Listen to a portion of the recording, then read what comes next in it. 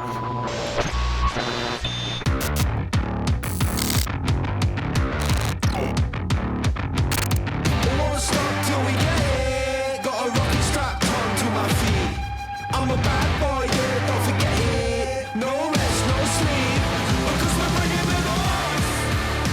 and welcome to Interactive Distractions, episode number 449.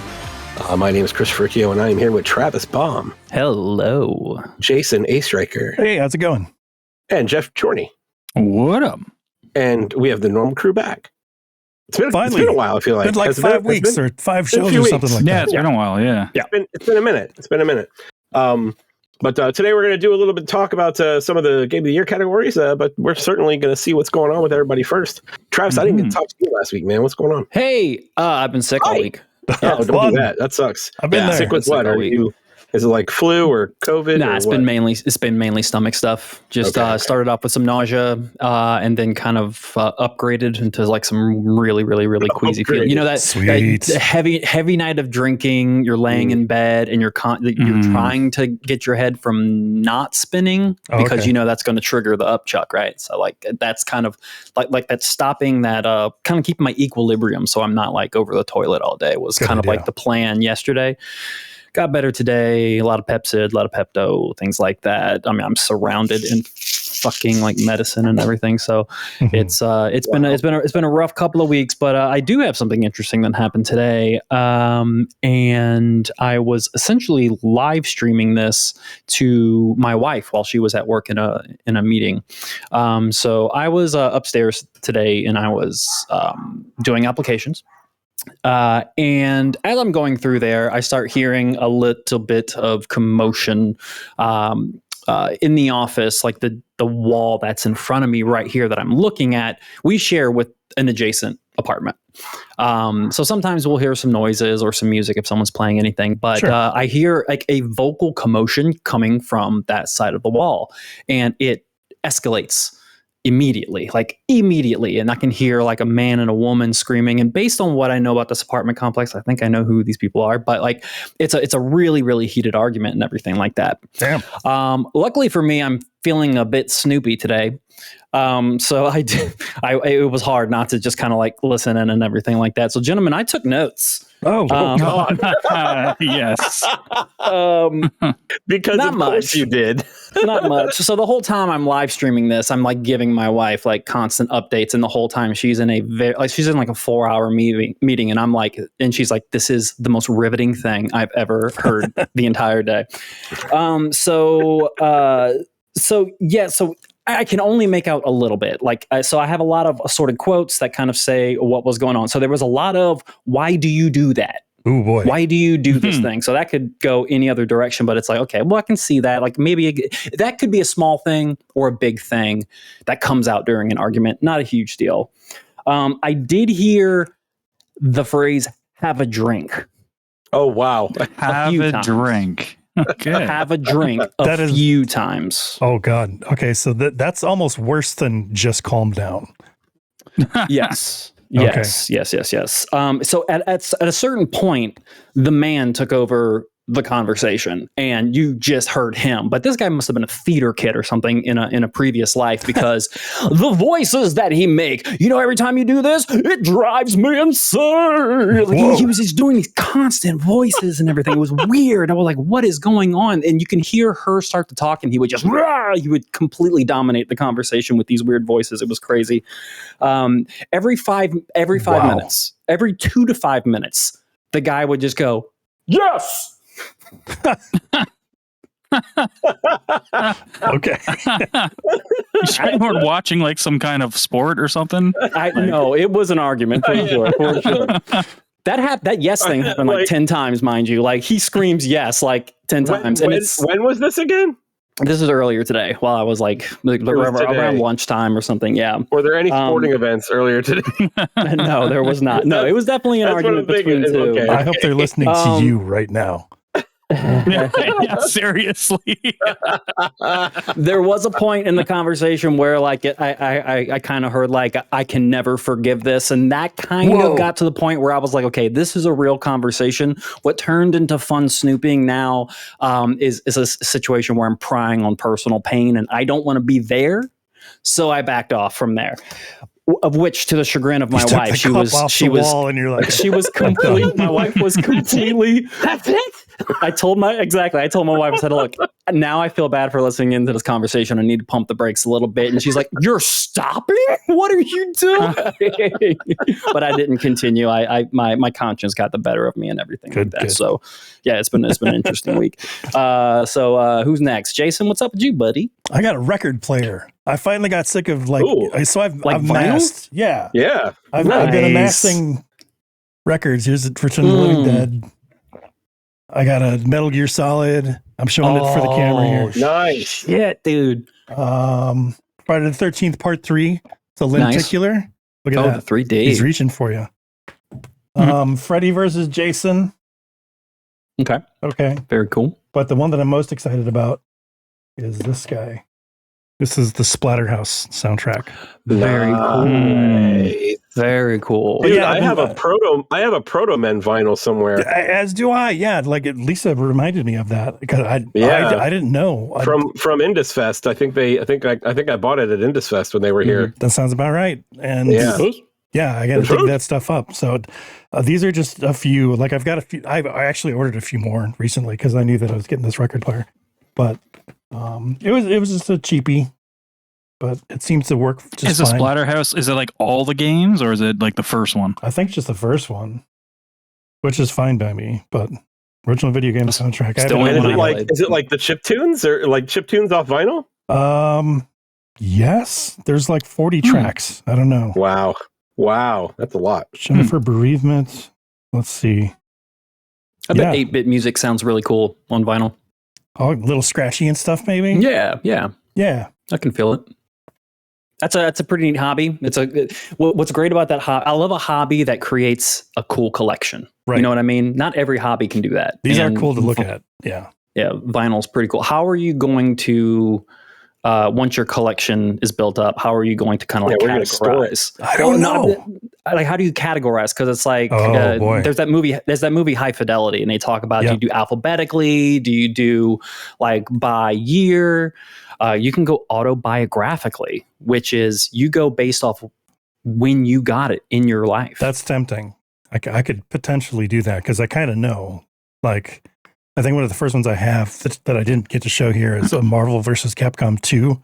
Ooh, that's awesome. Nice. I looked at eBay and there was like listings there for like $600 or something like that. Wow. What? I don't know that it actually goes for that much, but yeah. And mine's got like a little crease on one of the corners, but either way, I got to go find that. So it's storage somewhere. Yeah. I'm a little jealous about that. I kind of that would be a cool hobby to jump into. I've always kind of wanted to get into that. Yeah, I found a couple sales that were going on for video game soundtracks. I think I'm going to stick to like movie and video game soundtracks for the most part. That's great. Yeah, that's great. And then that's a good call. Maybe music that I'm like really attached to or something like that, like Proto Men or something. Yeah. So, but other than that, that's I think Proto Men still equates to video games. I would say. Yeah, true. Mm-hmm. Yeah, there's a direct. Is there a Power Glove vinyl? I'm sure there is. There's got to be, right? Oh, there's got to be. Look that up now. It would be great on vinyl, Jason. I just broke him. He's got to look now. Find a vinyl copy of the Red Dead Redemption 2 soundtrack. Okay. Because I think that I'm just saying I think that would transfer really, really well onto a vinyl playthrough. And there's that song. Can't find my horse. To Mexico. Something Unbroken. It tripped on a rock and it died. No, man. There's some really good stuff. There's a Rocco DeLuca on there. It's the song that kind of plays during the quote unquote end section of the game. Okay. And it's man, I can imagine that on vinyl. It's a killer experience. I believe you. I'll look for it. Yeah. I'll look for it. If it's on sale, I'll get it. Anyway, that's been my life in just a few short minutes. That's all that's been going on. Vinyl, something fucking new every Yeah. I'm trying to occupy myself with. It's buttons, it's sticks, I was gonna say you're done with the buttons and the cabinets. Jason's never done with the buttons. How dare you? I just replaced some buttons in a stick the other day. So no, I'm not done with that. Oh, not even close. Still pumping. Yep. Who's next? Jeff. Hey. Hi. Hey, coming towards the end of my 2-week vacation. Oh man, I'm sorry. You just had like a 2-year vacation. Hey, look, most jobs, our vacation is use it or lose it, man. Yeah, Exactly. That's very true. Yep, I got to use it. I get today. Well, tomorrow's the last day, and then I go to work for 3 days next week, and then I have Thursday, Friday off next week. So okay, nice. Yeah, and then I have one more week. The Christmas week I took off too, just because whatever. Then that's the end of it for this year, and then in January I can start all over again. So that'll be fun. It's good to hear you taking off for work for Jesus. Yeah. Yeah. Family stuff. And is he close family? Like you related? Jesus? Yeah. Oh, we're homeboys. Yeah. Oh, nice. Yep. Nice. Definitely. Oh, it's my it's homeboy Jesus. He's kind of a bad it's influence. Jesus, and he works the food truck around the corner. It's Zeus, and it's saying, "Hey, Zeus." It is, yeah. I didn't say hey. I didn't say hey Zeus. I said hey. Hey, Zeus. Die Hard with a Vengeance. Movie. Okay. Stick a lightning bolt up your ass, Zeus. So I planned to do a lot of gaming. I got some in, but then I got. We went and got the flu shot yesterday, day before yesterday, and a COVID shot, and apparently you can get them two at the same time now, I guess. Mm-hmm. Yep. And the first COVID shot I got fucked me for like half a day, and then everything else after that, the 3 after that, were fine. So I was like, this is fine. I woke up yesterday morning, and I just felt like a bag of bum. Like I was just like, oh god, and I was pretty much laying in bed all day, and Tanya was feeling kind of shitty too, but she was fine. But I thought I was dying. Like I had the man cold. I thought it was it was it. I was like, oh, can you take care of me? Like, can you bring me some juice? Man, that's the most normal shit in the world, dude. I need someone maternal. I was immediately. Some chicken soup. I was the biggest baby, and I couldn't and she went to work for half a day, which she worked from home because she was prepared. But then she worked for a couple hours. Like, I can't. I feel like crap too. And then I'm like, but she was, kind of productive throughout the day. And I was just a fucking sack of shit laying in bed. I can't even play games when I'm sick because I just can't focus on them. Man, me neither. Yeah, I can never do it. So I just threw on something on Netflix or whatever and would fall asleep. And then, what did you watch on Netflix, Jeff? Anything? What have I been watching? Did you watch any of those? Did you watch any of these? There's like 2 really hot documentaries about cults. One on HBO, one on Netflix. Did you watch that Netflix one? It's called Escaping Twin Flames, and I cannot recommend it enough. It's 3 1-hour episodes. If you want something to watch, boy, it's batshit crazy. And the other one's on HBO. It's killer. It's woo. I'll check that out next time I get jabbed in the arm. I feel like this is sitting in the same category as like people who believe in flat Earth. It's like, yeah, okay. So they're always interesting just to see and be like, what the fuck? Some of that's incorporated in these cults, man. It's great. Nice. Okay. I started and pretty much finished Better Call Saul the last season. It's so it's really good. Yeah, I think I have 2 more episodes left of that. If there's ever a show that's stuck a landing, man, it's this one. You'll enjoy it. It's great. Yeah, I can't wait. It's great. I like this finale better than Breaking Bad's finale by a mile. It's not even close. Not even close. Yeah, I think I have 2 more episodes left. I didn't know Invincible season 2 was already out. I noticed that yesterday when oh shit, I was like, fuck, it's really good. Crazy. It's I need to start watching that. Yeah. But I started my Optimus Prime Lego. That was exciting because I've had that since I don't know. That's a great set, dude. When did that come out, Chris? Like I got it the day it came out. Like I pre-ordered it. Oh god, it's been a year at least. It's been 2 years. Has it been 2 years? Yeah, I think it was 2 years ago. Yeah, it's such a good set, man. Like, the whole thing fucking transforms and everything. It's great. Yeah, I can't wait. I'm taking it slow though. I'm only doing it like 1 or 2 bags at a time, but I'll probably maybe finish it over the weekend. But I had that and the tall neck still to do, and I put a poll up on Twitter, and Optimus Prime 1 was 60-something%. So that's fair. The tall neck is great too, but the tall neck definitely goes quicker than Optimus Prime does. Oh, I'm sure it does. Yeah. Like I'm can't wait to do both those. But that's been my excitement, really. And then this weekend we just got regular weekend stuff to do. Nothing exciting. Mm-hmm. Have we talked about the vaccine stuff before? Like, I don't know if we've discussed. Should we? Yeah, I was going to say. What I mean, no, where are you going with this, man? Hold on. I am 100% behind vaccines. Yes, please go get them. Same. Because those people that are saying bullshit like, my body, my choice. No, you are negatively impacting the people around you when you don't get a vaccine. So fuck off. When I actually did the same thing a few weeks ago, I got the flu and the COVID at the same time. Yeah. And like vaccines affect everybody a little differently, right? I don't know how like it works they really don't affect me that much. Like my arm gets sore. That's it. But I don't feel sick. Yeah, so my arm definitely gets sore, but I don't get any like sickness symptoms. Like I don't have any pressure or any stuffy nose or anything like that. But what I do feel is like the next day I just feel heavy. Off. Like, does that make sense? Okay. Like, I think I know. Like sluggish, like you're being pulled down. Everything just feels like it takes so much more energy to do.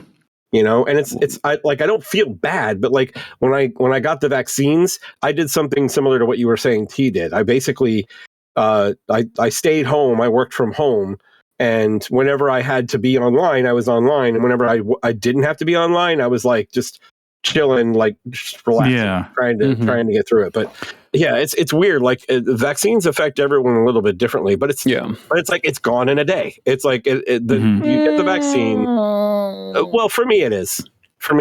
Like I got the vaccine, and then the next I had a shitty day the next day, and then the day after I was like, "Fuck, I feel great," So every single COVID vaccine, every one of them, I think I had 3 or 4. It fucks you up. Whipped my bitch ass, like took me out. Every single one. And I was planning on doing the double shot and getting the flu and the COVID at the same time. Yeah. And I expected to floor me, like absolutely floor me. So what I'm going to do is I'm going to take the night that I get, like the day that I get my 2 vaccines, that is the night I'm going to take my last puff of vape, so I can quit nicotine. Okay. So because the way I think knocks you out for a while. If it knocks me out, it's also going to probably take I'm going to feel bad anyway. So I'm not going to feel the pain of the withdrawal. I'm going to feel. I've been weaning. Yeah. I'm weaned down to like a 1% nicotine. So it really shouldn't be that much of a.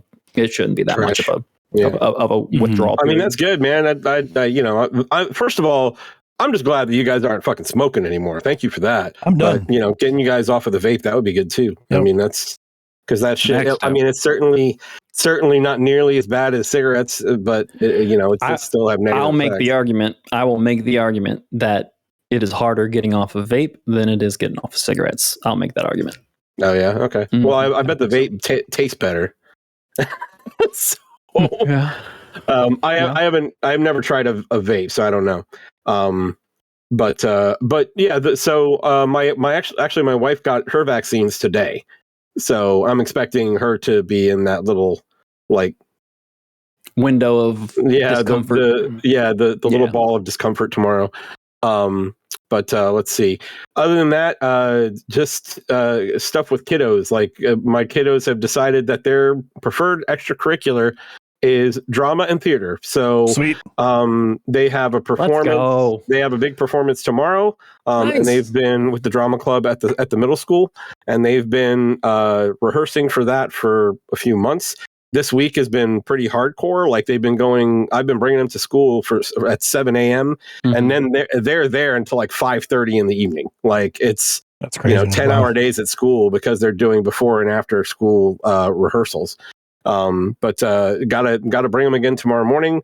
The performance is tomorrow and in the evening, and then I'm going to see like an 80s cover band tomorrow night. That should be fun. We'll see how that goes. I'll have to find the name of it and let you guys know next time. But I'm meeting up with my buddy Tim and a couple of his friends. I haven't seen him in like a year, so just gonna go hang out, have a good time, and listen to some 80s cover band stuff. Freddie and the Geezers.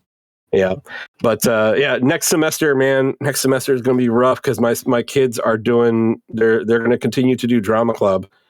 And they're doing an additional drama extracurricular at the Georgia Ensemble Theater, which is an external entity, which was pricey, but they really wanted to do it. And our neighbor, their friend, their son does it, and it should was it be like acting workshops and things like that? No. So like they're like putting on a rendition of Annie. Okay, so it's a third party theater then. No. So Annie is going to be at the middle school. Mm-hmm. And then at Georgia Ensemble, it's a third party theater. They're going to be putting on a rendition of Frozen. So that's what I was doing all throughout high school.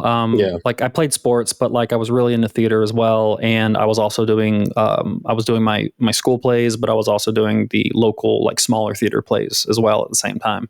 That's extremely common. So they're going to be. I feel like what's cool about theater is that like it's not like sports like football or soccer where I feel like that hobby costs. It is pretty cool, but like I feel like it costs a lot of money to be in those like programs. I mean, to be fair, the third party theater is a lot of money too, like getting that done. That costs a lot. Okay. It's the whole semester, right? It's the whole semester for both kids, and I think it was like $1,200, so it's not cheap. But for the entire semester, that's not really that bad if you break it down. What I like about it, Travis, is that it allows my kids that are both going through social issues, one because he's got autism, and the other one because she has social anxiety, and it allows them to have some sort of release and be themselves outside of being judged at school or whatever it is. And especially for my son, like he gets to just go and he gets to be loud, he gets to use his powerful projecting voice that he got from me. He doesn't have to hear a bunch of people telling him to quiet down and things like that. It gives him an opportunity to get that release out. And it's super important for him. So I'm just glad that we're able to do it. It's going to be a lot of work next semester, but I really hope that it's going to be rewarding for both of them. I'm excited for them. That's awesome, man. That's great. It's really cool. But that's it for me. So quite a bit, but let's talk some games. Yeah. It's been 5 weeks. We had a lot to talk about. Well, I don't, because I talked about most of my stuff last week, but I'll pass it over to you, Travis. What do you got, man?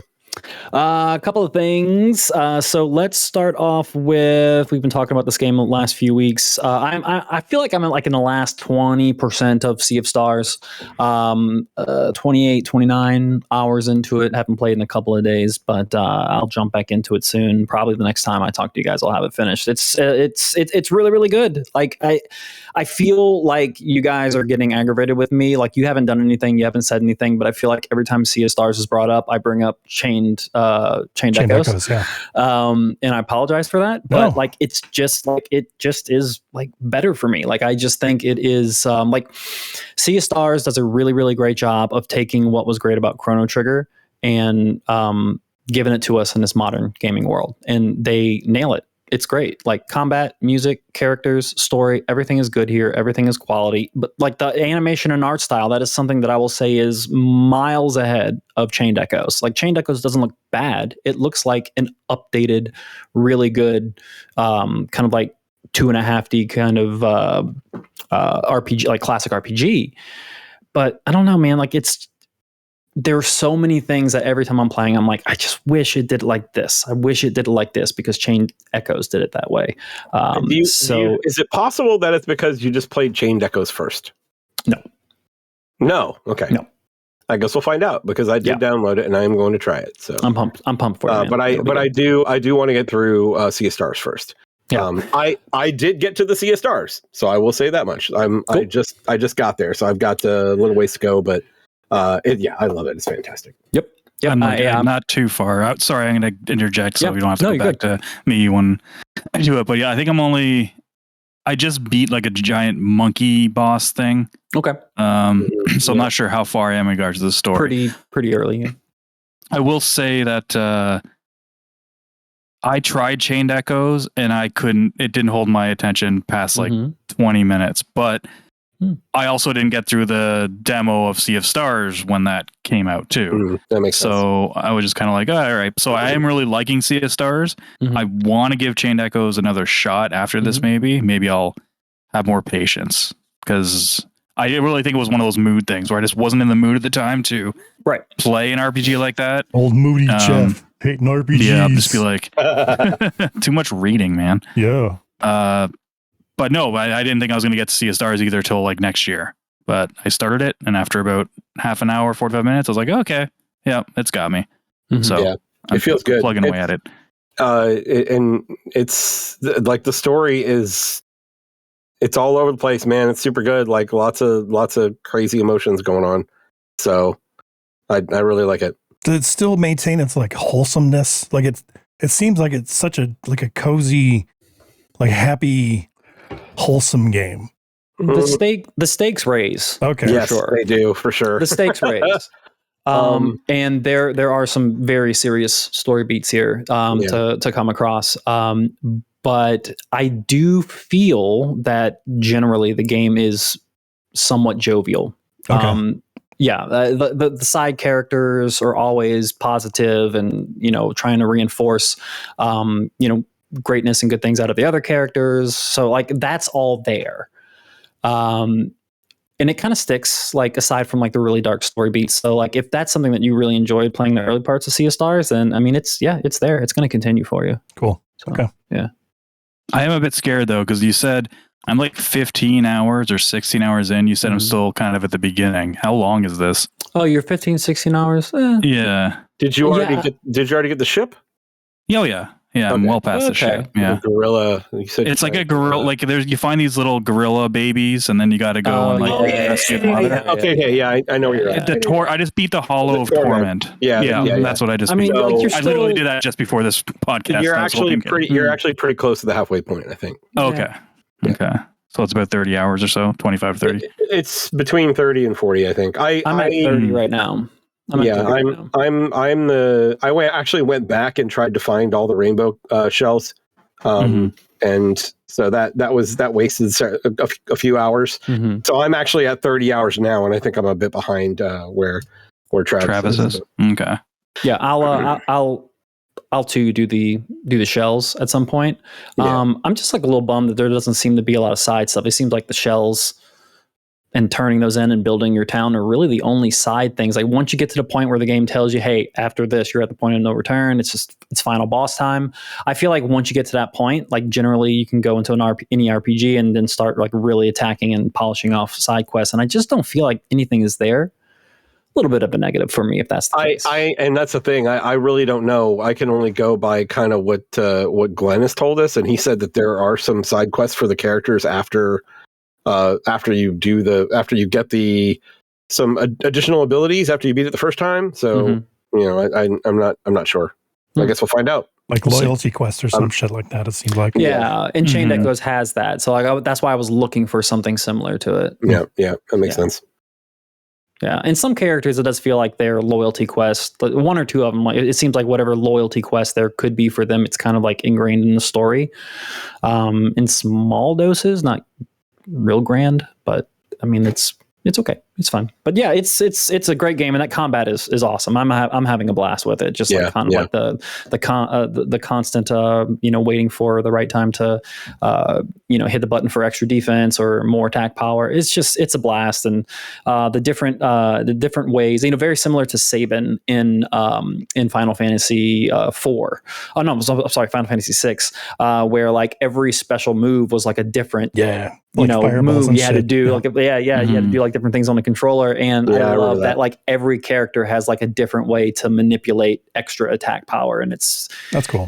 You have to learn and kind of get used to like the different move sets and everything, and it's pretty fun. So one of the other things I think I talked about last week is that a lot of these ideas, I don't know where they originated, right? I don't know where they originated for like the actual button presses for offense and defense, but it was certainly there in Mario RPG, right? And we talked a little bit about that last week. Yeah. Another thing that was there in Mario RPG that Sea of Stars does, and I forgot to mention it last week, is the bonus stat when you level up. So I like that. When you level up in Sea of Stars, it gives you it bumps a bunch of your stats, and then you get to choose one of 4 bonus stats to bump. Mario RPG does that too. But the trick about the Mario RPG one, and I'm not going to go much into the game because I didn't actually play it very much this week. But the trick about the bonus in Mario RPG is that one of them, you get 3. You either get physical hit points or magic. And one of them will be more than normal. So, like for instance, physical, it'll up your attack and your defense by 1.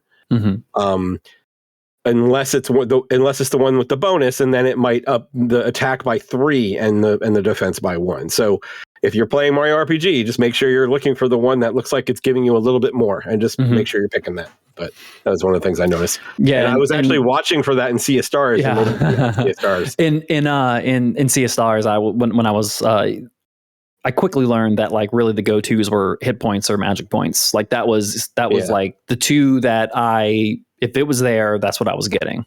Yeah. And it never seemed to give you the choice between the hit points or the magic points. It was always one or the other. Yeah. Which was good. You didn't have to like make a sacrifice there. But yeah, every single time that came up, it was magic points. Because the magic points early in the game, man, you were struggling to fire off your abilities because you were running out of magic points left. Yeah, you essentially get to kick off a skill once, and then you've got a regular attack to build your magic points back up. Yeah, and I really enjoyed that power up system where like if you do standard attacks, it kind of like shoots those bubbles all over the place, and you can absorb those for extra attack power or extra magic power or more healing. That was a cool little addition. I did like whole magic. That was cool. Yeah, I thought that was unique to the genre. Yeah. So, but that's pretty much all I have to add on Sea of Stars. Anybody else? No, I'm good. I'm hoping to finish it up this week. That's what same here. Gentlemen, today, Jason, November 30th, 2023. On this day, the fan translation of Samurai Showdown RPG has finally unearthed. No shit. I've got it up on screen here for those that are watching. What in the world? So, is there any backstory to when did that come out? Oh, just this was today. No. The actual game. This for the Neo Geo CD. So, holy shit! It was like Super Nintendo era. Yep. Wow. It's ridiculous. But no, it's been fully translated. They've got they added some new sprites, like a new title screen and shit like that. There's the translation stuff. And then a cool intro. So fucking A. I mean, out of the jump, it actually looks like it's localized. Yep. And translated as well. I mean, this is years of work.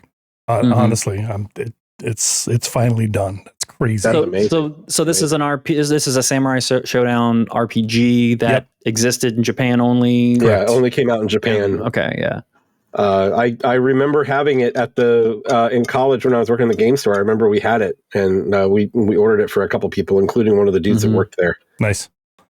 Very cool. I wonder if they got very cool. I don't know. Yeah. I mean, he did end up going to Japan, and he started teaching English to people, so it's very possible. So a couple other small games, run through these real quick. Dead Space, the remake. After Alan Wake, I still kind of wanted a little bit of a horror feel. Still, I wanted that horror still. I wanted those jump scares, and I saw that Dead Space was on Game Pass, and I couldn't turn that down. So I went ahead and grabbed that on Game Pass. Ran through it pretty quick. Took about 3 days. And yeah, it's a pretty faithful recreation of that game for modern day. It looks good. Lighting's great. I expected all of that. Audio, again, like that was a game where like when Dead Space came out, it was already good. We really started talking about how audio can really like enhance a game. That was the game that really stood out. And they knocked it out of the park with the audio this time. Played completely in the dark every single time with the headphones on, getting the full immersion, and it was pretty darn great. I really liked it.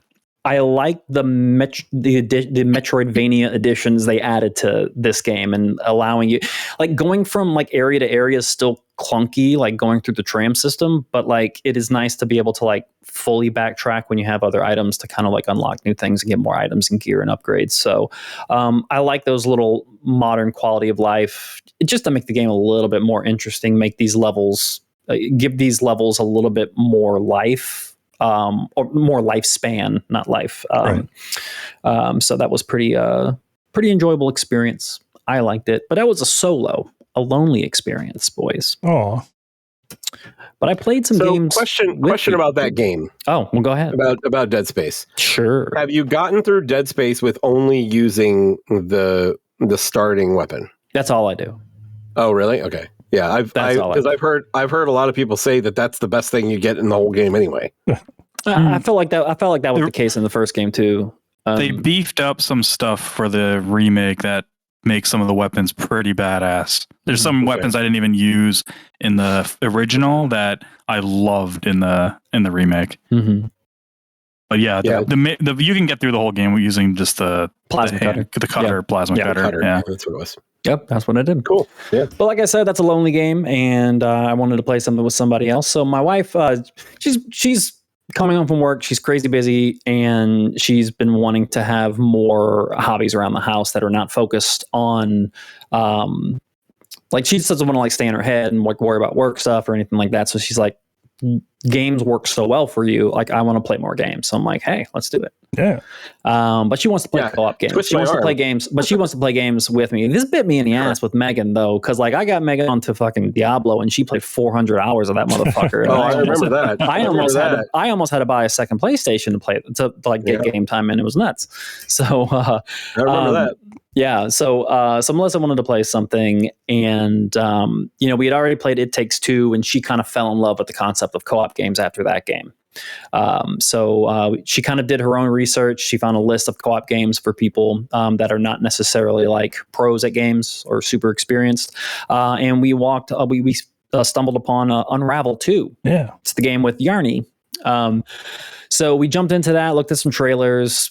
Loved it. It was like on sale for $2.99 or something like that. Like original price was $20. It was on sale for $2.99. So grab that. Super, super big victory there. And played through it. And it is essentially 2-player Limbo, which is great. But your characters, your 2 Yarny characters, are connected by a essentially kind of like an umbilical cord, essentially. So if you were to hang like a limp noodle over something, like you're hanging on one side, you're hanging on the other, and there's a full physics engine grapple system. There is a like kind of like a swing a pendulum and swing release system. Like you can dangle over the edges of like some thin platforms, or one person can hold the rope up top and while the other person swings. But the person holding the rope up top, sometimes if the slack is all in their control, that person's responsible for letting go so the person can fly. But if the slack's in the other person's direction, they're in control of letting go on their own. So you have to kind of communicate between who's letting go and who's holding onto the rope in the right time and everything. But you take these common, like more platformy than Limbo ever was. But you're taking like Limbo style puzzles with more Metroidvania style platforming and swinging and grappling, and it is just a hoot playing it with a partner. It is possible to play this game single player with the 2 characters. I don't know how they do that. No. I don't know how that's accomplished, and I'm not going to find out, because just 2 players is obviously the best way to play. But Melissa and I finished it in about 5 or 6 days. It's a really quick 8-hour jaunt. We played a chapter a night. And I had a blast with it. That was a nice little co-op game. It's fun to find a game that I never would have played. Never would have experienced it. Yeah, jumping into some co-op stuff has been fun. And I think we're going to play a little bit more. Not sure what the next co-op jaunt is going to be for us, though. It might, I don't know. We'll see. Baldur's Gate. That's what I want. That's exactly what I said. I said we should do Baldur's Gate. You would fucking love it. You would love it. Like, you want to get lost. You don't want to think about work. Like, you want to like come home and just kind of like lose yourself, and then romance, a sexy vampire. And you know what? That game's a lot better to play co-op with less than 4 people. because for our 4-player game, we're about to cross over into Act 3, and because you're playing 4 players, you never get to bring any of the origin characters with you anywhere. Right. So, like, it would be cool to have a couple of those characters with you. And so any of the side quests you do, they don't get to come with you. So, there's only so much I can take about being berated by Lae'zel because she didn't get to go to the Gith crash. Like, come on. It's even worse with so I'm not going to give anything away for like the actual story, but the Shadow Hearts like quest is super involved, and the point where there's a point where you go through a pretty big dungeon that has a lot to do with her, right? And if she does not come with you, like when we finished that dungeon, she straight up said, "Fuck you, I'm out," and she just left. Whoa! Like she's gone. She has left the group because you had no opportunity. There was no and we tried. Like there's a way. If you're playing a 4-player, if you have like 4 player characters, and 1 player character doesn't show up, right? You can actually have like the host can send that character that's missing back to camp, and they go into the character wardrobe or something like that. Put them in a box. Essentially, they put them in the box. So then you can grab an origin character to be your 4th character. But as soon as that 4th, because what we tried to do is we tried to put Jerry in a box. And then we tried to bring Shadowheart into the party, and then have Jerry log in and try to get him to take over Shadowheart. And it didn't let us. It went right back to his character, and it did not give us any opportunity to use Shadowheart.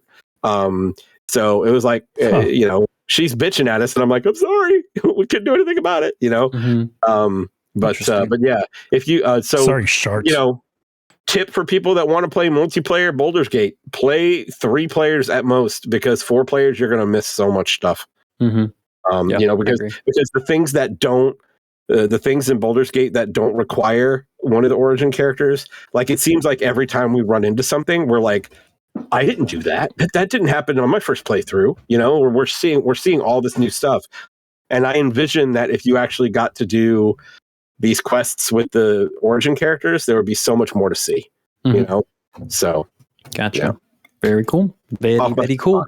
Yeah, I'll still try to continue to talk her into that, because I think she would absolutely do. I think she'd get sucked in for sure. Yeah. But that's it for me, boys. Who has games? I think that's it. I have a new game. Oh, okay. Yeah, there we go. Yeah, well, it's not new. I picked it up a week ago or 2. Like, it was the beginning of my vacation. I did pick up Immortals of Avium because it was on sale. How big was that sale? I like it, man. I think it's decent. It's not. I wouldn't pay full price for it. Yeah, like I think it's very middling, like very middle of the road. Yes, it's 100%. It's definitely like a B tier type game. It's like a Forsaken, maybe like a in that realm, Forspoken. I'm sorry, not Forsaken. Oh no, it's better than Forspoken. Forspoken is bad. I would put it on the same level as like a Evil West or like Atomic Heart, like that type of like thing, or like High on Life. It reminds me a lot, like if you were to take Call of Duty and mixed it with. Do you guys ever play Hexen? Yep. Back in the day, I remember Hexen. Yep. I remember Hexen. Yeah, like it's what Hexen was to Doom, that this is to like Call of Duty. It's you got you're using magic instead of guns. So this is like a first-person spell slinger. It is, yes. Nice. Yeah, okay, cool. I did see, and can you confirm this, Jeff? Like one of the criticisms was like, even though this, like on paper, like a first-person magic user sounds like a fun experience, but it still feels like you're shooting just guns. It just feels like it's 100%. Yes, there's the shotgun, like the red. There's like the machine gun, which is like the blue, and then there's like the green magic, which is kind of like your heavy weapons, kind of. And that's fine. But what kind of makes it that kind of still like a shooter is there's no kind of like synergy with the 3 of them. Like it's not. Yeah, like you see an enemy with a green thing around them, you shoot them with a green. You see one with the blue, you shoot them with the blue, red with the red. But there's no way to like coat them in one of them and then like, I don't know, hit them with another and it makes like a big explosion or something like that. Cool. Yeah, that's the thing. That's another thing that I think puts it in the middle of the road, because it's not it's just replacing guns with types of magic that looks cool. There's particle effects everywhere and fucking everything goes crazy and it's hard to see shit at times, and it brings the frame rate to a crawl sometimes. Yeah, this is one of those situations where I wish there was a quality mode at 30, because there's only one mode. There's no mode. There's just what they go for, and they go for 60 with the bells and whistles, like ray tracing. It's Unreal Engine 5. It's one of the first ones, so it's got a lot of the pretty, but you notice those frame drops when it drops from like 60 to like 40, and it happens often, and that's a pain in the ass. It's hard to adjust when you have that, because you don't know when it's going to happen, and because it's so constant, it just feels like it's like why even like why lock you into this 60 this performance when it's not hitting that enough when you're in combat with a bunch of enemies. Yeah, and that's a pain in the ass. It's kind of a ballsy move by them. Yeah. I don't know why they did that. It's kind of a weird thing, considering most games have that option now. But yeah, so that's kind of a downer, and it does have a little bit of that Unreal 5 shimmering that's in a lot of games so far that Unreal Engine 5 has, where it's looks great when you're not really moving, but the second you start turning the camera, you see that noisiness, like the it's like the aliasing kind of. It also runs at it's not a great. I think I saw in that the resolution is like 1080 or even less, and then upscaled. So it has that going against it too. But yeah, it overall looks great. Just when you move the camera, sometimes you're kind of like, ooh, that looks weird. Yeah, I heard the main character is kind of it leaves a lot to be desired. Like he's super generic, like action white guy. Like his name should be like Cole Jones or something. He is, but I think he's got a little bit more personality than that. I actually think he's fine. He's a younger guy, and he doesn't really know what he's getting into. And a lot of the dialogue was another criticism I heard a lot too, because it's very lighthearted in what should be a serious situation. So it has those Thor movie quips a lot, like Ragnarok and whatever the last one was that was actually not good at all. Love and Thunder. Yes, that one. And it's kind of like that meets Guardians. So they'll be in the middle of a serious conversation, and then someone has to say a one-liner. And some of them are funny. Some of them would be funny in different contexts. But it's refreshing only because of the type of game it is, because it's like a medieval futuristic type thing, but it doesn't do the trope of every single game of that genre where everyone's got a British accent and they speak like they're in medieval times, and I like that. It's they speak like present day like people would speak. Yeah, exactly. And that's the thing. There's some funny characters. There's some really good lines, but yeah, like Jason said, it's definitely a B tier game, and it's one that I think if you have an extra like $30 or $40, sure. But it's EA, so it's probably going to come to Game Pass. In fact, I thought about that after I bought it. I was like, this is going to hit Game Pass in like 2 weeks, probably. It's a great Game Pass game for sure. Yeah, it's going to be on there. One. Yeah. I'm enjoying it. I'm at the end of that. I think I'm got a couple missions left. Like any like boss encounters that are kind of cool. Boss encounters. It starts off with a really cool one. You fight this big ass dragon. Nothing has really gotten to that level yet. You can tell they tried to do some over the top boss fights, but then they kind of fall a little bit short of what you're actually doing during them. And again, they're kind of, you see the green spot, you hit it with the green thing. You see the blue, it changes blue, you hit it with the blue thing. You get a lot of cool upgrades and stuff that make a lot of the abilities pretty cool. You can float around. There's like dashing. There's double jumps. You can do this. Oh god, this is actually really fucking annoying. It would be cool. There's these like energy waves that go around some of the levels that are kind of like twisty and turny, and you get an ability where you can ride those like underneath them, and which is awesome. But the problem is it does this annoying thing where if you're looking around on it, the second you let go of the right stick, it snaps back to you're looking forward, no matter where the camera, your face is. So you can never really get, it's just weird. And there's certain parts in this where you have to kind of dodge. And it's just annoying because you look over, you're like, oh, that's cool over there. And you're like, oh, it's like, whoa, oh, and it keeps wanting to fight you to go back to just looking straight. But yeah, it's all right. Yeah, it's a round of 7 probably. Speaking of Unreal 5 games, I actually, in this distraction segment, I want to bring it right back around to me and talk about something that I do want to go back, that I've already played, that I want to go back and play. I think I'm going to give Lords of the Fallen another shot. Whoa. They have released a plethora of updates and balance changes, reducing performance, reducing monster density, removing density in the real world and in the dead world. They're rubber banding enemies more, because like they had pretty much no rubber banding. So if you just wanted to like transport to the dead world where everything is just teleporting on you constantly, they also don't rubber band them. So like they're forever infinitely chasing you. So you have like 20, 30 enemies. This is what people are aggravated about. Damn. It's like, yeah. You give us this world of death where like we're on a timer. The point is to get through it as fast as possible. But if we get through it as fast as possible, the army of the dead is behind us every time. And it's just it's so bad. But apparently it's fixed. People are enjoying it more.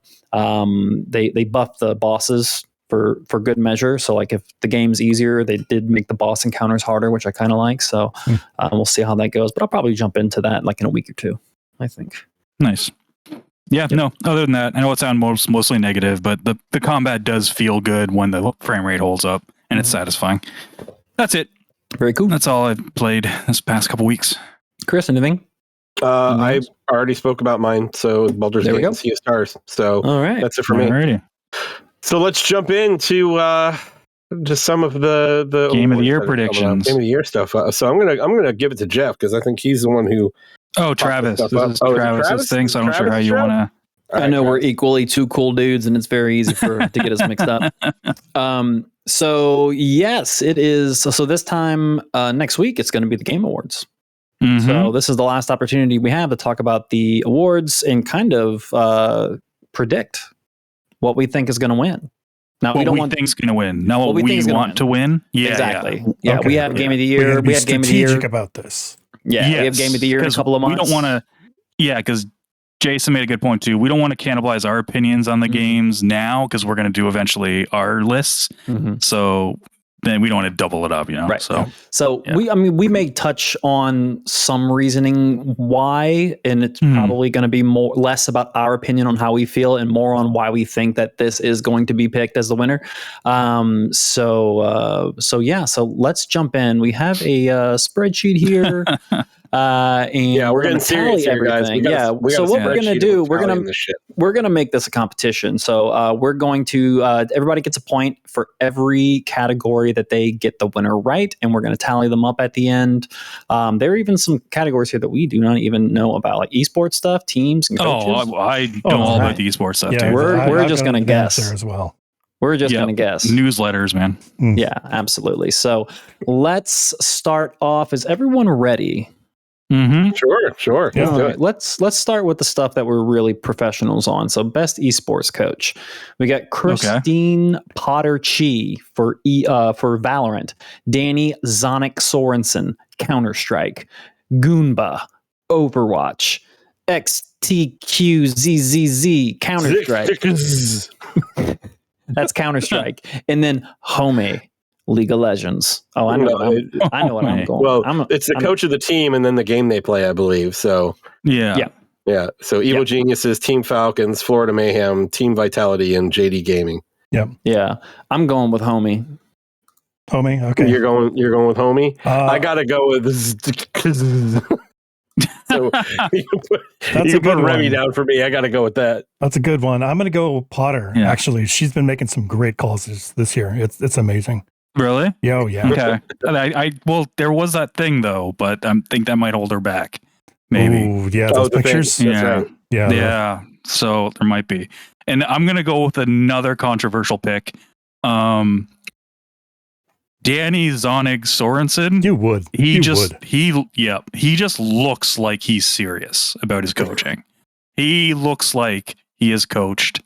He's running them ragged out there. Yeah, he's been in the Bill Belichick of esports coaches. Yeah, and he's been in the Counter-Strike scene for I don't know, since like the 70s, 77 or something. Yeah, it's been a while. Wow, so that's my pick. That's deep. Yeah, I didn't know that team was established that long, Jeff. You know a lot about these esports. It's been a while, yeah. My dad was talking about them. You're so good. You're so good at this esports stuff. All right, best esports team, Evil Geniuses for Valorant. Fantastic. Let's go reverse order. Yeah. Oh, sorry. Go ahead. Yeah. Fantastic for Valorant. Gaiman Gladiators for Dota 2. JD Gaming League of Legends. And Team Vitality for Counter-Strike. Who wants to go first? Well, I'm not Travis this time. Not Travis. You go, Chris. Look, I gotta stick with Team Vitality because an amazing coach, and that team is just gonna blow everybody up. Okay. I'm sorry, I can't even say that with a straight. Typical. Okay. Typical.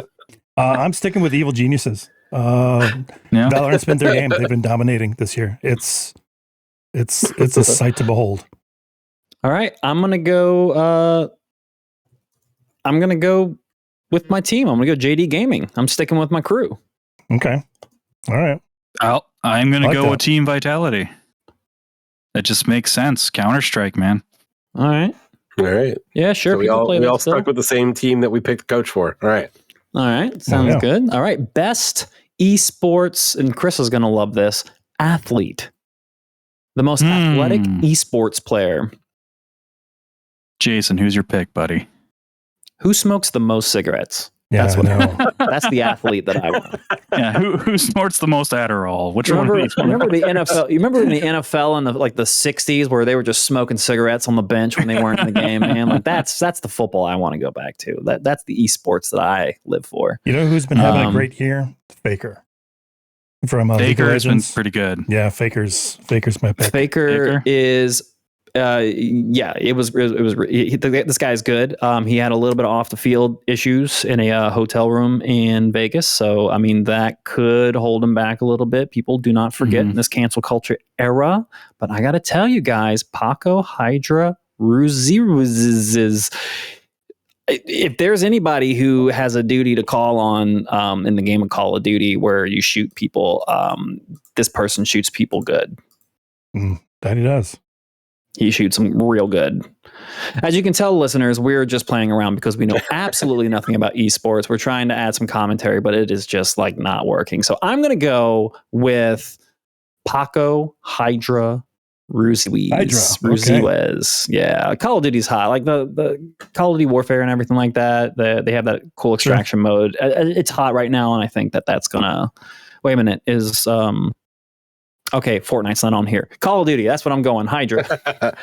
I'm going with Imperial Hal. I think all the shit that they're saying about him is fake news. Don't listen to that shit. He is straight up the right guy. He's gonna make Apex Legends great again. That's what I'm going with. You would choose him, Chris. You would choose him. Typical. And that's why I have to go with the obvious counter pick to that. With a totally different game, and I'm going to go with Demon 1 for Valorant, because he's not Demon 2 or 3. He's the first Demon. He's the first Demon. Right. The OG. So, yeah, he's taking it. Okay. Jason? Faker, still. Yeah. I'm you gotta go all with about Faker. Yeah. Okay. Yeah. So, all right. We'll see who gets it right for best esports athlete. Well, me, this one might be a little bit easier for us, guys. Best esports game. We have Counter-Strike 2, Dota 2, League of Legends, PUBG Mobile, and Valorant. PUBG Mobile. As soon as you put mobile in there, it's off the list. I'm sorry. Yeah. Did you say no one's playing T-Mobile? PUBG. That's true. That's true. Yeah. Not PUBG. I'm going League. I'm sorry. League of Legends is still running strong. Yeah, it's hard to deny like, and this is all seriousness. Like not I don't know anything about esports, but the fact that League has stayed, it's stood its ground all this time, and it's still so popular, and it's still making headlines, and they keep doing things to bring attention back to that game. You know, like fucking Arcane came out. Was that this year or last year? Arcane last year. Was it last Netflix year? show? Okay. Yeah. But I know that even 2 years ago. But yeah. But I know they're like season 2 is coming next year, and you know they keep doing things to make that game relevant, and I think that's where we're gonna stay. What game are you talking about? League. Never heard of it. Yeah. Who's next? Dota 2, because it's Dota, and it's huge, and it's Valve, and that's my pick. I'm gonna go Counter-Strike 2 because it's huge and it's Valve. There we go. I want to go League as well with Chris, but I'm going to pick something different just to throw a curve. I'm going to go Valorant. Why the hell? I think it's a good pick. That's a good choice. Yeah. Yeah. All right. Next. And the final BS category that we're going to go through, Content Creator of the Year. And boys, it is very clear that Travis D-Bomb is not on this list. That is unfortunate. What a year for content creators. Oh my God. I don't know any of these people. I don't either. Neither do I. I want to go for Spleen. Oh, Spreen. That's a Spreen. R. Okay. Yeah, I'm going with Spreen because it sounds like spleen. I'm going with that. Spreen. Right. I just like the sound of people make games, so I'm going to go with people make games. Okay. Iron Mouse all the way. Yeah. All right. I feel like it should be Iron Mouse, like MAUS. Okay. Whatever. All right. So that's the wrong one. That's me. That's not me because I'm not picking Iron Mouse. I'm going to go with Quackity. Quackity. I feel like I have to. Quackity. Fair. All right. I think we all pick different stuff. I like it. Yep. Yeah, apparently on purpose. All right. You guys ready for the real categories? Okay, Let's do it. All right. Most anticipated game, Final Fantasy VII Rebirth, Hades 2, Like a Dragon, Infinite Wealth, Star Wars Outlaws, and Tekken 8. Mm-hmm. What do we think is going to win? Not necessarily. Keep in mind, this is also it looks like it's is it a viewer voted one? Is this because fans can vote, but is there another council that kind of votes too? I don't know. Because if it's fans, I think it's Final Fantasy 100%. Yeah. But if it's not, that would change. I don't know. I'm definitely I honestly Final think that my most anticipated on this list is I think that's going to win, and that's Outlaws. Really? I do. I think it is. All right. But that's your pick. And I think it will win. Yes, I think it will win. My personal pick would be Tekken 8. I would love to see that win. Most anticipated. But yeah. I don't think that's going to happen here. Final Fantasy 7. Final Fantasy 7. Yeah. Final Fantasy 7. Yep. Chris can this could be where he gets some of his points. Or we could leave his ass in the dust. Best multiplayer presented by Discord. The nominations are Baldur's Gate 3, Diablo 4, Party Animals, Street Fighter 6, and Mario Wonder. Street Fighter 6. I don't see how Baldur's Gate is not the winner of this. Multiplayer? Not for multiplayer. I don't think it wins multiplayer. No, I'm actually with Jason on this one. I think Street Fighter 6. Even though I have not played it, I think that's going to end up getting the win. Because I can tell you that, like, from Baldur's Gate, like, it's fine multiplayer, but that's not the desired experience. Diablo 4's multiplayer was meh. You know, Mario Wonder's multiplayer is not super great. You know, no, in fact, it's bad. If you have like 4 people, holy shit. Yeah, wow. It's very crazy. So yeah, Street Fighter 6, I think is going to take that one. I hope so. I want Street Fighter 2, but I think I'm going to go Diablo 4 in this one. I'm going to go Diablo 4 as well. Cool. All right. Hold on. So see how that goes. Chris is Street Fighter 56. No.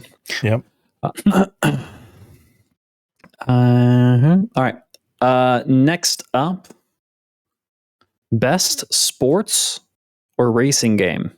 We have EA Sports FC 24, F1 23, Forza Motorsport, Hot Wheels Unleashed 2, and The Crew Motorfest. I didn't know they were still making Crew games. I know. Put me down for Forza. I'm also going to go Forza.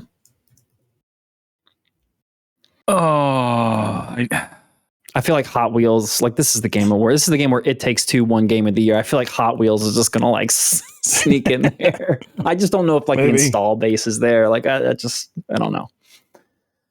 Yeah.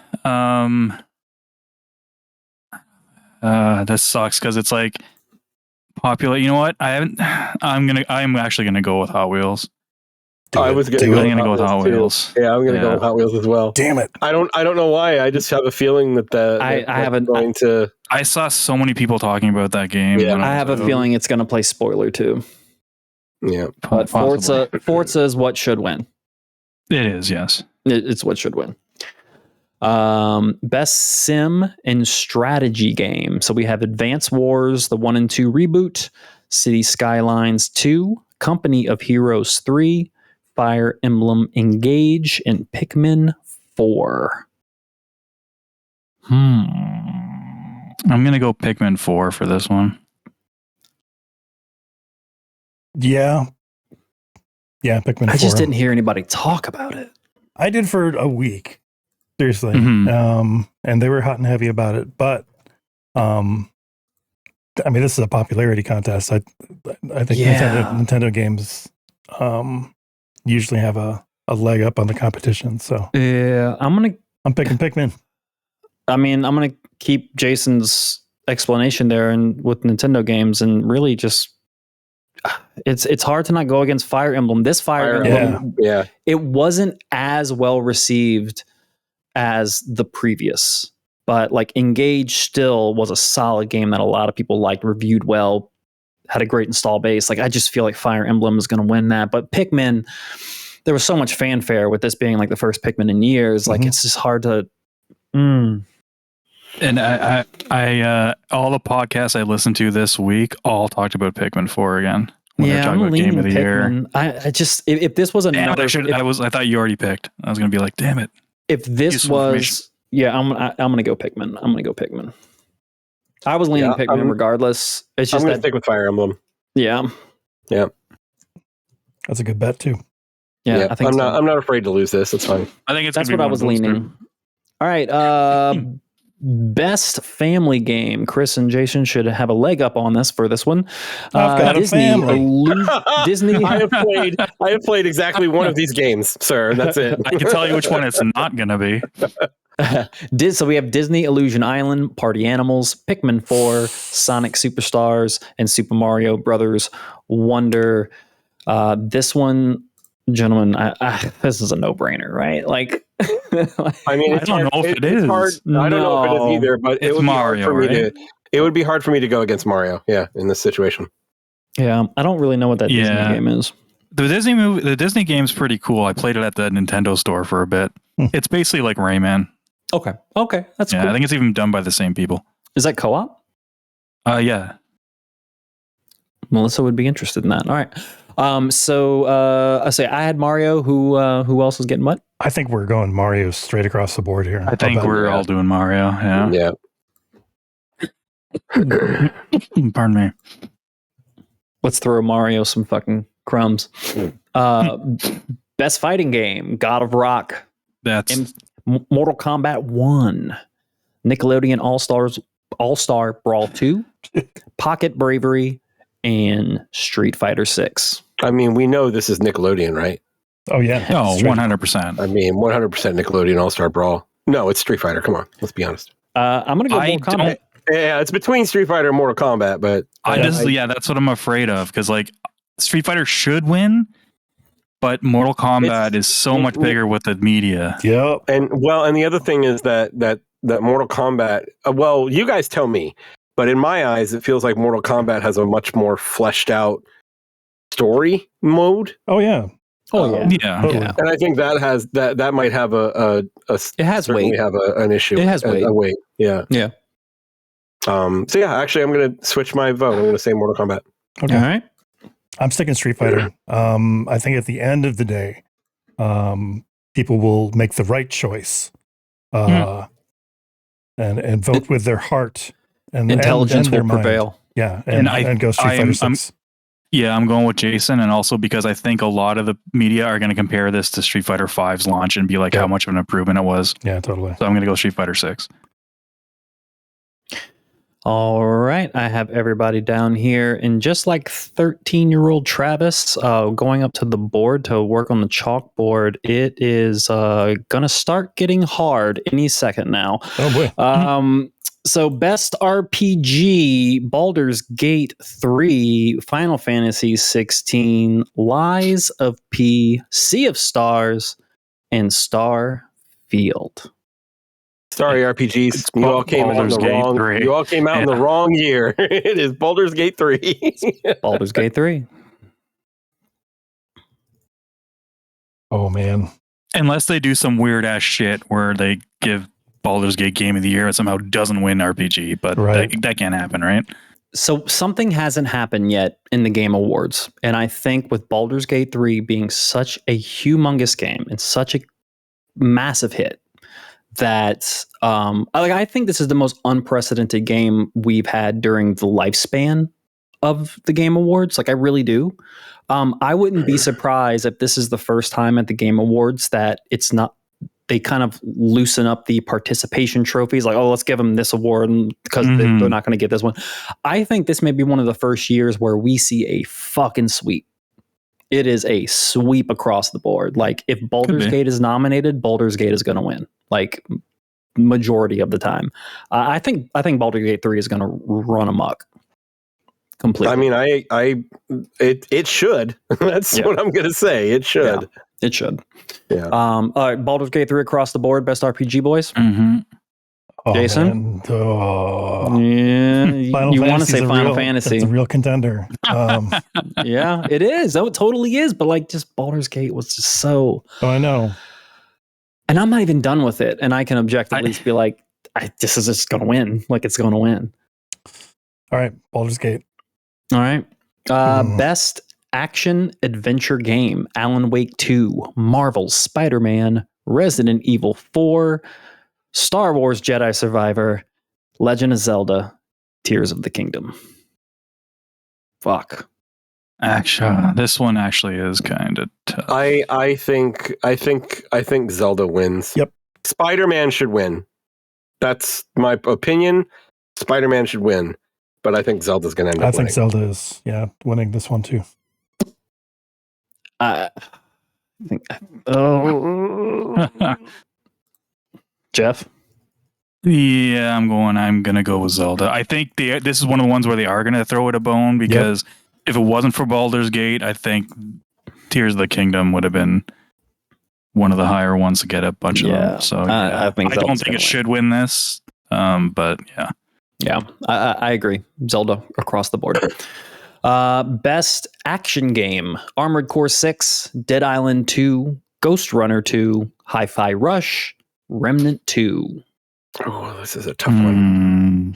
This is not tough for me, believe it or not. I feel like I certainly want to give props to Hi-Fi Rush, but I think it's going to be Armored Core. It's going to be Armored Core. Yeah. I'm hoping if you guys are both going Rush, Armored Core, like, is that up and comer, that underdog, the one that sticks out. It could be the It Takes Two of this year, like that indie game that just kind of like, not really indie game, but like that, smaller title. It just comes up and like has a lot. This game got so much attention. It's going to win something. Yeah. It needs to. Like, this is. I just don't think it's this category. I think it is. I'm gonna go Hi-Fi Rush. Okay. Hi-Fi. I hope you're right, Jason. I hope you're right. Jack? I gotta make a play for points and not what I'm gonna go Remnant 2. Remnant 2. I don't think that's a bad call. Yeah, I don't think that's a bad call. Best VR AR game. We have Gran Turismo. Oh, I've played all of these. I'm playing them right now. Horizon Call of the Mountain, Resident Evil Village VR mode, and Synapse. I can see a case for Resident Evil, but also Horizon. Yeah, I've got to go with Horizon on this one. I don't. So Resident Evil Village is a full-fledged, fully functioning video game from start to finish. This is what's confusing about me. Like, this isn't a game release, right? Like, this was an update. Yeah. So I'm surprised that it's on the list. But it is. Of everything that's on here, I think this is like the only like hardcore full game, like 20-hour full game, right? Gran Turismo 7 is too. Can you play that whole thing, or is it just certain cars, certain tracks? So everything is the whole thing. Yeah. I did not know pick. that. I'm going with Gran Turismo. I'm going 7. Gran Turismo. Yep. You saying that? Yep. I'm going Gran Turismo. I feel like that's really cool. Everyone I've seen who plays that, like, say it's some of the best VR. I know nothing. Mind you, you're not really doing anything, but you're more like looking around. But I can't go with. I got to start picking up opposite shit. I'm not going to say what I was going to say. Go ahead. Next, Jason, Chris. I'm staying with Horizon. So, okay, that's what it was. Yeah, Horizon and Jason. I'm going to go Resident Evil. My heart says that one. My heart says that. Yeah. Resident Evil Village, and then Gran Turismo 7. That's my pick. Okay, moving on to best mobile game. Final Fantasy VII Ever Crisis, which looks kind of cool. It's not even out yet. Star Rail. That Final Fantasy game isn't even out yet. Is it? Yeah, it's Ever out. Crisis? I have no idea. I don't think so. I don't think it's out yet. So there's Final Fantasy, Honkai Star Rail, Hello Kitty Island Adventure, Monster Hunter Now, and Terra Nil. That'd be rad to see Monster Hunter win, but it is not. No? I'm going to go Honkai Star Rail. Yeah, that's my first thought too. Honkai Star Rail. That game's I don't know anything about I've never heard of any of these except for Final Fantasy. I'm going to go Final Fantasy because it's the only thing that I know. I can't make an intelligent. I put Star Rail. I put Star Rail in that same category as Genshin Impact. Like that's the level of popularity that it's going to have, I believe. So that's kind of why I'm leaning that direction.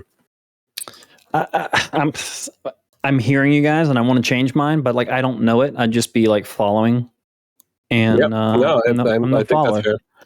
Let's go. You know what? Fuck it. I'm going to change mine to Hello Kitty. No, I'm not. Star Rail. Okay. And Jeff, what was yours again? I'm going to go with Terra Nil. Just why not? It's got a deer on it. Cool. People like deer. All right. Also like Hello Kitty. Best debut indie game. We have Cocoon, Dredge, Pizza Tower, Vinba, and Viewfinder.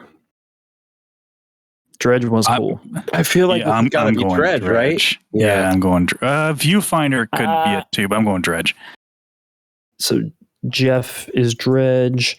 I'm actually going to go Cocoon. I'm going to go Cocoon. All right. I'm going with my heart this time. Pizza Tower. Nice. Yeah.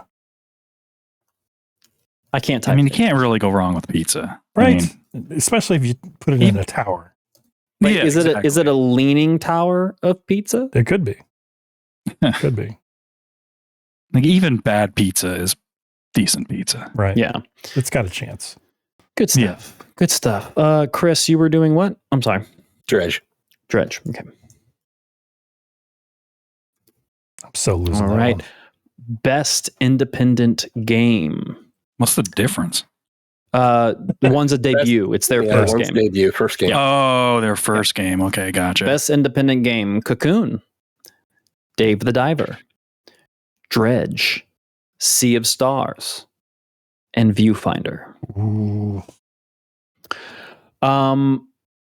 I think there's too much. I don't know much about it, but there's a lot of talk about Dave the Diver. I know. So there is a lot of talk, but there's a lot of talk that also makes you think that it's not going to get be there.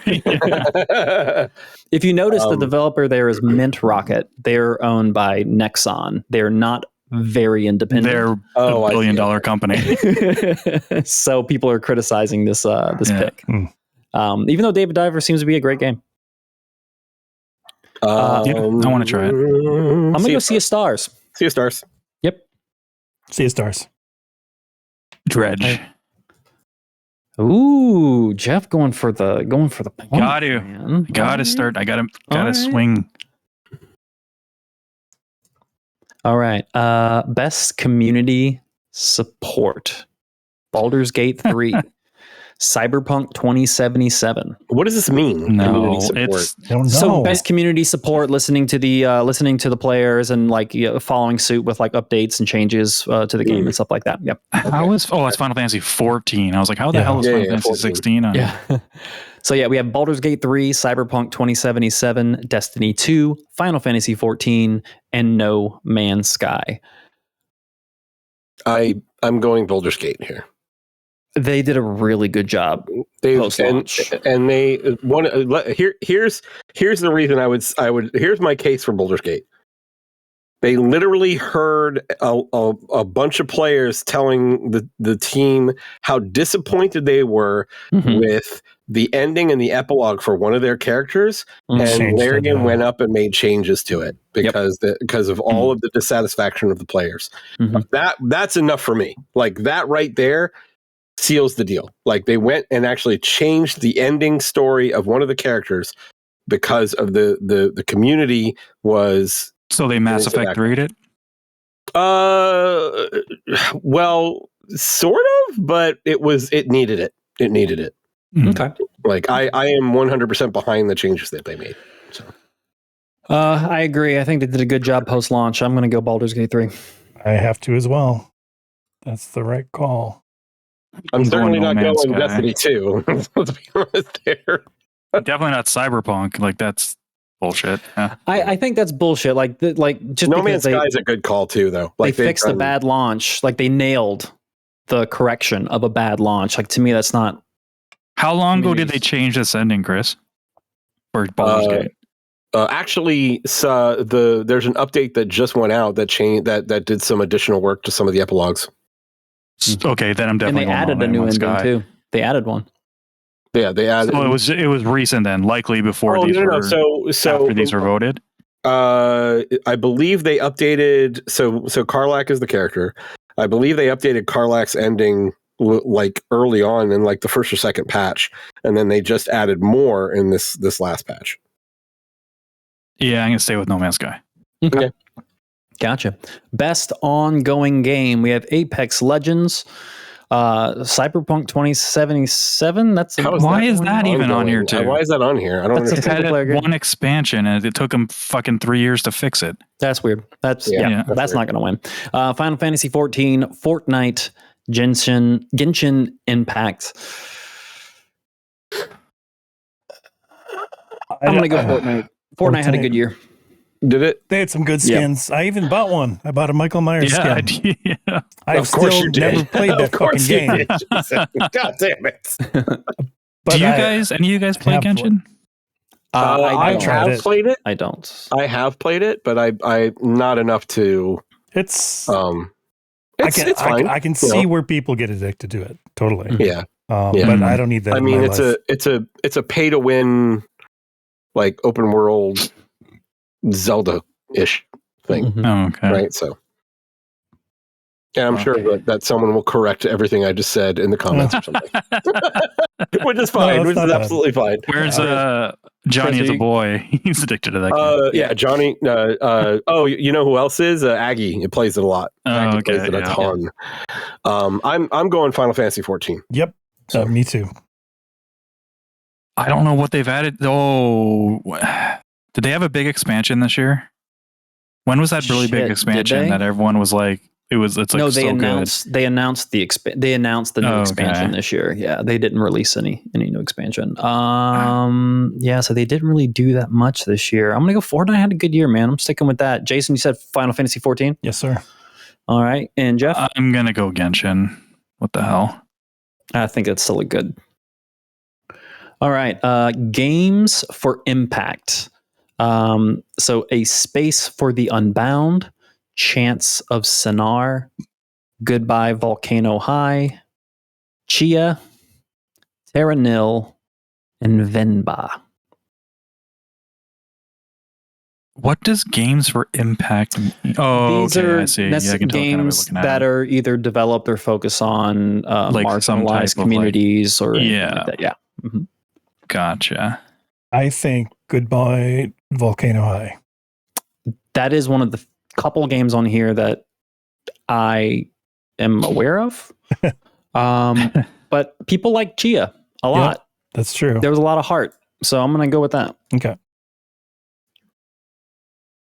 The only other one I've literally heard of Venba the first time today. Okay. It looks cool on a podcast, but I don't know. Cool. So did you already pick, Jason? You said Goodbye Volcano and you picked Chia. I think with me, I'll go different. I think I'm going Terra Nil on this one. Okay.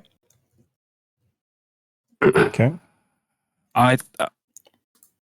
Fuck. I am gonna have to go with Jason. I think Goodbye Volcano High in this one. Okay. Cool. All right, moving on. We have innovation in accessibility. We have Diablo 4, Forza Motorsport, Hi-Fi Rush, Marvel Spider-Man 2, Mortal Kombat 1, and Street Fighter 6. I'm actually going Street Fighter on this one. They've got a lot of accessibility stuff. Like I remember some of the things that you said when the game first came out, and I'm like, that sounds pretty cool to be able to like give some players who are not very familiar with the game a chance to like. There's a dude who was blind, got on stream at a tournament and won his match. What? Yeah. Completely blind. Yeah. And I mean, there's like audio cues, for when you're close to your opponent, stuff like that, or far away. And that's how he plays. He won and that made its way around. So I think word got out that this game's pretty damn accessible. Yeah. So that's my pick. I'm with you too. I think I'm the. Yeah, I'm going with that too. Yeah, I'm with it too. That's across the board. I'm surprised Jeff didn't pick Forza. The only reason I didn't pick Forza because of all their accessibility. Because they've won it already before. That's why I'm not. And they basically took the stuff that's from Forza Horizon 5 and kind of used it and just built on it. So that's the only reason I'm not picking that. Mm-hmm. This might be the hardest category for me. Best actor performance. We have Ben Starr from Final Fantasy 16, Cameron Monaghan from Star Wars, Idris Elba from Phantom Liberty, Melanie Lilbird from Alan Wake 2, that's Saga, Neil Newbon, Baldur's Gate 3, that's Asterion, and Yuri Lowenthal, which I think we all know who that is. So best performance. Who's most likely to go to the award show? Ben Starr. Ben Starr will be there. Monaghan will be there. Yeah, Monaghan will probably be there. I think Melanie will be. Oh no, she might not be in the country. I think Asterion will be there and Yuri will be there. I think a lot will be there, but Ben Starr, God, he blew up, man. Like he blew up online after Final Fantasy released. Yep, he did. But I guess it is kind of popular area. I was going to say best performance. And look, I don't want to downplay Idris Elba. His character was awesome in Phantom Liberty. Yeah. He was fantastic. But I got to go Ben Starr. I got to go Ben Starr. He blew up and he was just so good. He was so fun online. I think a lot of people are going to vote for him. Mm-hmm. I think the weirdest thing about seeing Ben Starr on here is that I was playing Final Fantasy and Diablo at the same time, so I was hearing his voice with two different characters at the same time. So that was weird. I'm sorry, I'm going to go with Neil Newbon. Like Astarion was so well played, and that's who I'm going with too. Like that whole he is that character. I mean, it's just amazing how well he did that. So it's a good pick. All right, Jason, what about you? Oh, Ben Starr. Final Fantasy. Yep. I'm going the same as Chris, the Baldur's Gate guy. Okay. Best audio design: Alan Wake 2, Dead Space, Hi-Fi Rush, Marvel Spider-Man 2, and Resident Evil 4. I'm going Hi-Fi Rush all the way on this one. Like, it's just so innovative and creative the way that they did it. I can't not pick it. Like, I think it should win, and I think it will win. Okay. Hi-Fi Rush for me then. I'm Hi-Fi Rush. Yeah, I'm also going Hi-Fi Rush. Maybe Alan Wake. Alan Wake, I know. I know. Yeah, I don't think Alan Wake. This one's tough. I don't think Wake takes this one. I don't think so. Fuck. You know what? I'll go Hi-Fi Rush. All right. Best score and music. Oh, so this one I'd go Hi-Fi over the other one. So this is Alan Wake, Baldur's Gate 3, Final Fantasy 16, Hi-Fi Rush, Legend of Zelda. Believe it or not, gentlemen, this one is so easy for me. Easy for me. I'm going to change my last vote away from Hi-Fi Rush. Okay. And I'm going to go with Alan Wake 2. And then this one I'm going to pick Hi-Fi Rush. See, I would have done the opposite between these two games if I were you, but I just don't think a collection of licensed tracks compares to there's that too. Yeah, the score of Baldur's Gate 3 or Final Fantasy 16, which is my pick. I have been crying and singing the praises of Final Fantasy 16 score. Every single icon battle is one of the greatest combat musical scores I've ever heard in a video game in my entire life. You make a really good point. It's so good. Final Fantasy 16.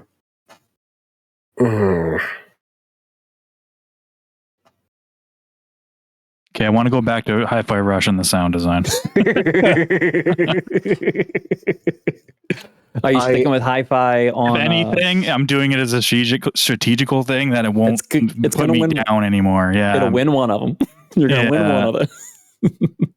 I can't choose between Final Fantasy and Baldur's Gate because they're both really, really good. So Baldur's Gate does this cool thing. Baldur's Gate really just has one song, right? They just have one song, but they do. That's not true. It's not true. It's not true. I know.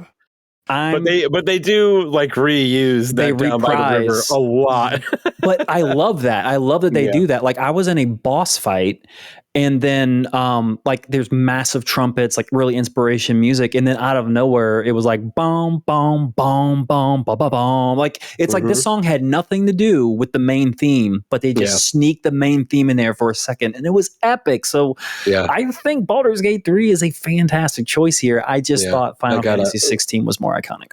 I gotta go with that. Between that and Raphael's theme, I've got to go with Baldur's Gate. Baldur's Gate, okay, cool. Yeah, I'll go with. Sorry, go ahead, Jason. Oh, Final Fantasy for me. That music stood out to me the most this year. Yeah. The only thing that makes me want to say Alan Wake 2 is the that one scene and something towards the end. But overall, I'm going to have to go with Final Fantasy on that one too. Okay. I'm feeling Chris might spoil us on that one. Yeah. Because like I said, I just think Baldur's Gate's gonna sweep. So best art direction. This one's a fucking tough one, man. This is Alan Wake 2. This is Hi-Fi Rush. Alan Wake 2, Hi-Fi Rush, Lies of P, Mario Wonder, Legend of Zelda: Tears of the Kingdom. Okay, so Jeff, are you? I think Legend of Zelda should not win because it's essentially the same art direction as Breath of the Wild. All right, but right now I'm trying to figure out Hi-Fi Rush or Mario Wonder because Mario Wonder, it's hard to really wrap your head around how great like all of the effects and the animation and everything work in that When game. you get one of those wonder seeds and it starts getting trippy and it's so great. good. It's really hard for me to make this. I'm gonna go with Wonder. I'm gonna go with Mario. Okay. I'm going hi-fi. The best cell shading. Every character is unique and awesomely you are absolutely designed. right. You are absolutely right. Yep. I gotta go with that. Okay, so I will be completely fine if it wins. With that wins, yeah. I think that's the one. If it wins. That's the only one that I will be like that. I expect Hi-Fi Rush to win. The other ones maybe. So let's say they have like a sub description on the site that says like best art direction, and it describes the category as for outstanding creative and or technical achievement in artistic design and animation. Hi-Fi Rush. Hi-Fi Rush. I think it's probably Hi-Fi. Alan Wake 2 though is it is. It's a pretty game. It is a good gorgeous. pick, but like when you, God, just the lighting and then just the FMV being like projected all over the place. It's just so unique, and no one's doing that anymore. Like it is so much more impressive. But I know I just called Alan Wake 2 unique, but Hi-Fi Rush is just like super unique. Like if there was like the most unique game of the year, it's Hi-Fi Rush without a doubt. I'm going to go Hi-Fi. Okay. And Jason, you're Hi-Fi, and Jeff, you're Hi-Fi, right? Yeah, I think that was a clean sweep on that one. No, I'm staying with Wonder. Oh yeah, you went Wonder. That's right. Yeah. Yeah. I'm staying with Wonder. I am reluctantly staying with Wonder. Because, hey man, if Wonder wins, you gained a lot of points there, and we didn't. Again, it's about who we think is going to win. Like exactly, it's not our pick. Yeah, I want Hi-Fi Rush to win. Yeah, so but you think Mario's going to do it? I think Mario will win. Yeah. Okay. Four left, gentlemen. Best narrative: Alan Wake 2, Baldur's Gate 3, Cyberpunk 2077, Final Fantasy 16, and Marvel's Spider-Man 2. Okay. Simple question, Jason, Chris, how good's the story in Baldur's Gate 3? It's so good, man. It's so fucking good. There's no fucking way I could ever pick anything else. Yeah, it's Baldur's Gate so 3. Fucking good. It's Baldur's Gate 3. Like Baldur's it's gotta Gate 3 be across the board. Yeah. Like as much as I want to say Spider-Man here, because I absolutely loved every fucking second of Spider-Man, it's like Baldur's Gate 3 is just next level, dude. I got invested in both Final Fantasy 16 and Spider-Man, but Baldur's Gate is just it's killer. Yeah. All right. Best adaptation. So we have I love this category, by the way. Castlevania Nocturne, Gran Turismo, The Last of Us, Mario Brothers Movie, and Twisted Metal, which, hey, look, I'm going to give them their flowers. I loved every minute of Twisted Metal. I haven't watched Twisted Metal, so fun and surprising. But Last of Us. Last of Us for me. I think it's Last of Us. Yeah. This is a joke. Yeah. Okay. I'm going to go Super Mario Brothers Movie. Whoa. Right. Okay. It's a good call. It was really good. I enjoyed it. All right. Best game direction. Alan Wake 2, Baldur's Gate 3, Marvel Spider-Man 2, Mario Wonder, Legend of Zelda Tears. It's Baldur's Gate. Yeah, I think it's Baldur's Gate. I think it. There is an argument for Alan Wake.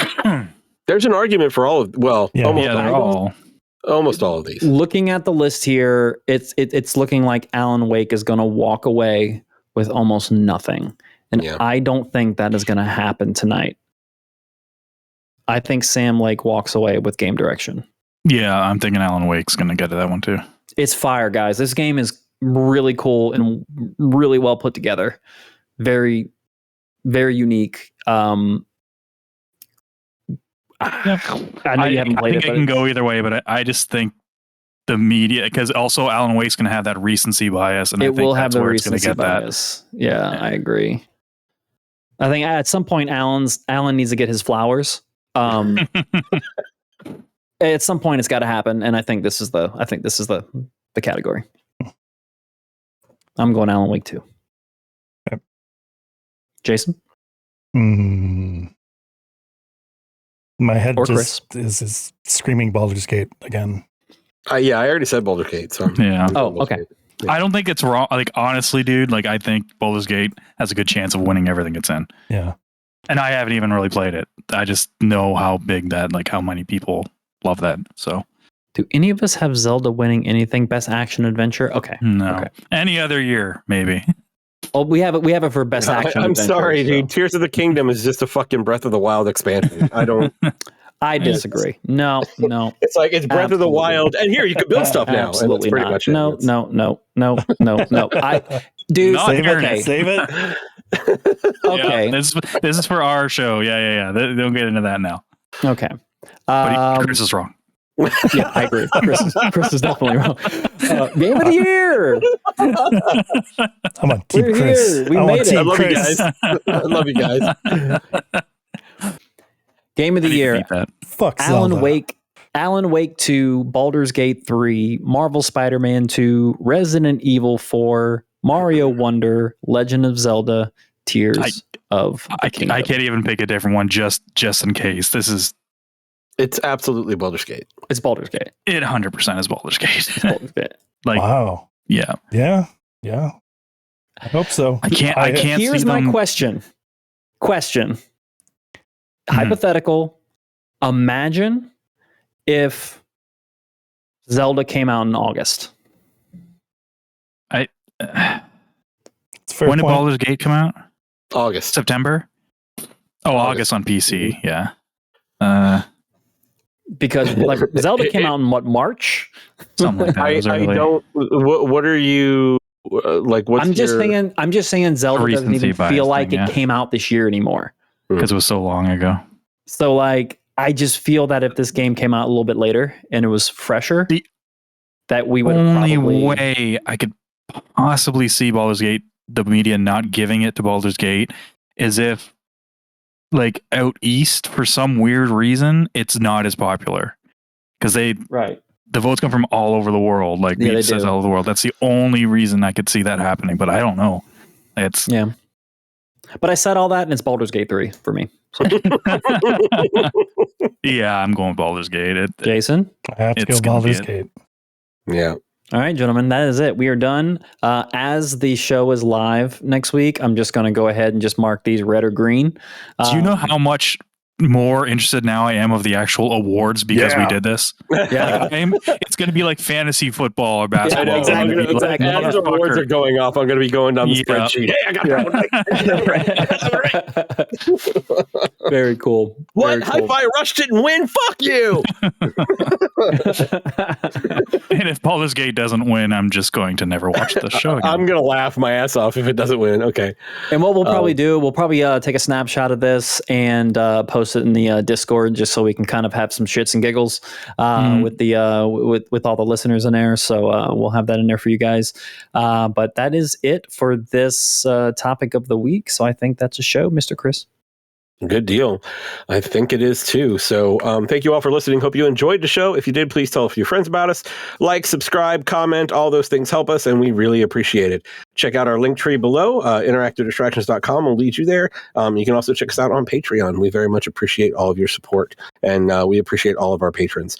Also, come by the Discord and come chat with us. We love hearing from all of you. So that's all for today. So until next time, my name is Chris. I just realized I'm wearing my robe the entire fucking show. I'm yes, Travis. you did. You wore your robe. I just looked at it. I just saw it. I don't have a robe, but I'm Jason. I'm Jeff. Play your games, wear a robe, and we'll talk to you next week. I just thought it was